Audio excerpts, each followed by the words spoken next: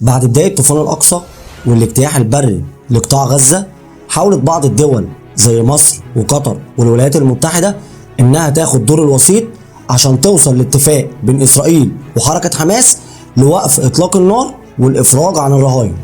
وفي اليومين اللي فاتوا بدأت الأخبار تتسرب بإن قطر هتنسحب من الوساطة لوقف إطلاق النار في غزة، وهتبلغ حماس إن المكتب السياسي لحماس في الدوحة ما بقاش ليه لازمة.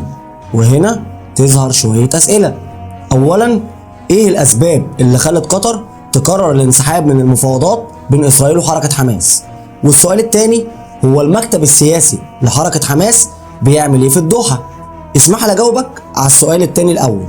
من بداية سنة 2012 وقطر مستضيفة المكتب السياسي لحركة حماس في الدوحة، وعشان كده في حالة انسحاب قطر من المفاوضات وإن قطر تبلغ حماس بأن المكتب السياسي بتاعها في الدوحة ما بقاش ليه أي لازمة، يعني من الآخر كده خدوا بعضكم وامشوا.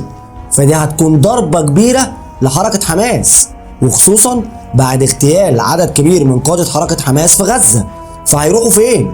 وهنا نرجع لإجابة السؤال الأول، هو ليه قطر هتنسحب من المفاوضات؟ يعني إيه اللي حصل خلى قطر بعد سنة من المفاوضات تقرر إنها تنسحب منها؟ أحب أقول لك إن اليومين اللي فاتوا قطر والولايات المتحدة الأمريكية قدموا اقتراح لوقف إطلاق النار في غزة، وده لمدة 30 يوم مقابل إطلاق سراح من 11 ل 14 رهينة من اللي حماس محتجزاهم في قطاع غزة.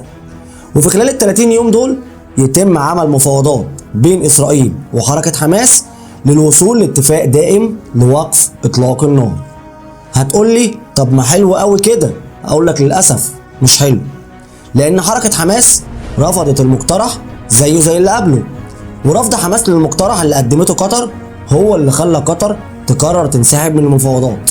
وقالت لهم من الآخر كده لما يبقى في حسن نية من الطرفين نبقى نرجع لطاولة المفاوضات.